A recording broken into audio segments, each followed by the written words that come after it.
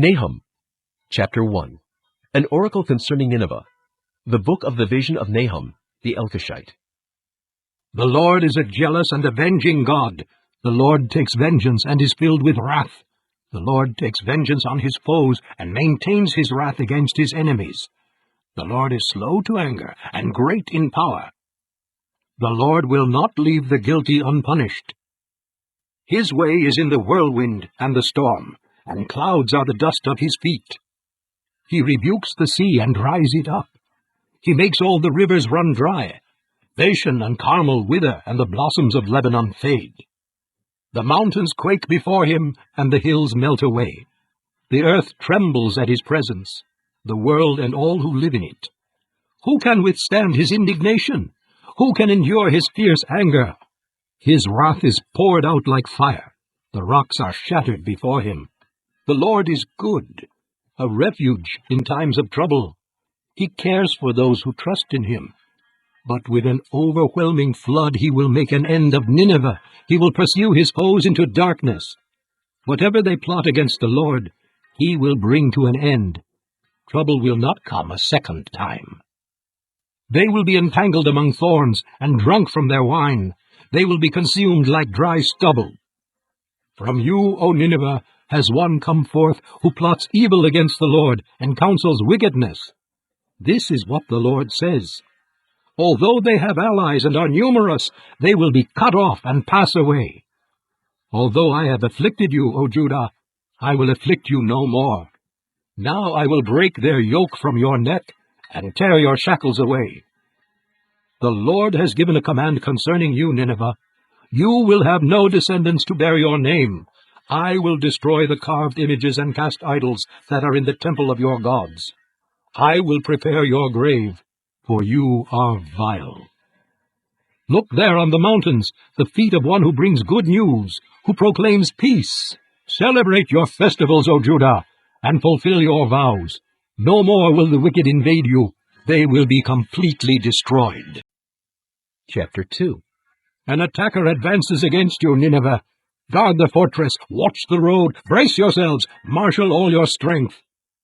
The Lord will restore the splendor of Jacob like the splendor of Israel, though destroyers have laid them waste and have ruined their vines. The shields of his soldiers are red. The warriors are clad in scarlet. The metal of the chariots flashes on the day they are made ready. The spears of pine are brandished. The chariots storm through the streets, rushing back and forth through the squares. They look like flaming torches. They dart about like lightning. He summons his picked troops, yet they stumble on their way. They dash to the city wall. The protective shield is put in place. The river gates are thrown open, and the palace collapses. It is decreed that the city be exiled and carried away. Its slave girls moan like doves and beat upon their breasts. Nineveh is like a pool, and its water is draining away. Stop! Stop! They cry. But no one turns back. Plunder the silver! Plunder the gold! The supply is endless, the wealth from all its treasures. She is pillaged, plundered, stripped. Hearts melt, knees give way, bodies tremble, every face grows pale. Where now is the lion's den? The place where they fed their young, where the lion and lioness went and the cubs, with nothing to fear. The lion killed enough for his cubs and strangled the prey for his mate, filling his lairs with the kill and his dens with the prey. I am against you, declares the Lord Almighty. I will burn up your chariots in smoke, and the sword will devour your young lions. I will leave you no prey on the earth. The voices of your messengers will no longer be heard. Chapter 3. Woe to the city of blood, full of lies, full of plunder, never without victims. The crack of whips, the clatter of wheels, galloping horses and jolting chariots, charging cavalry, flashing swords and glittering spears, many casualties, piles of dead, bodies without number, people stumbling over the corpses. All because of the wanton lust of a harlot, alluring, the mistress of sorceries, who enslaved nations by her prostitution and peoples by her witchcraft. I am against you, declares the Lord Almighty. I will lift your skirts over your face. I will show the nations your nakedness, and the kingdoms your shame.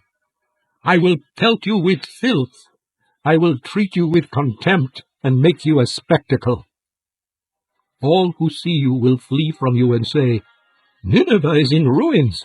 Who will mourn for her? Where can I find anyone to comfort you? Are you better than Thebes, situated on the Nile with water around her? The river was her defense, the waters her wall. Cush and Egypt were her boundless strength, and Libya were among her allies. Yet she was taken captive and went into exile. Her infants were dashed to pieces at the head of every street. Lots were cast for her nobles, and all her great men were put in chains. You too will become drunk. You will go into hiding and seek refuge from the enemy. All your fortresses are like fig trees with their first ripe fruit. When they are shaken, the figs fall into the mouth of the eater. Look at your troops. They are all women. The gates of your land are wide open to your enemies. Fire has consumed their bars. Draw water for the siege. Strengthen your defenses. Work the clay, tread the mortar, repair the brickwork. There the fire will devour you, the sword will cut you down, and like grasshoppers consume you. Multiply like grasshoppers, multiply like locusts. You have increased the number of your merchants, till they are more than the stars of the sky. But like locusts they strip the land and then fly away. Your guards are like locusts, your officials like swarms of locusts, that settle in the walls on a cold day. But when the sun appears, they fly away, and no one knows where. O king of Assyria, your shepherds slumber, your nobles lie down to rest. Your people are scattered on the mountains, with no one to gather them.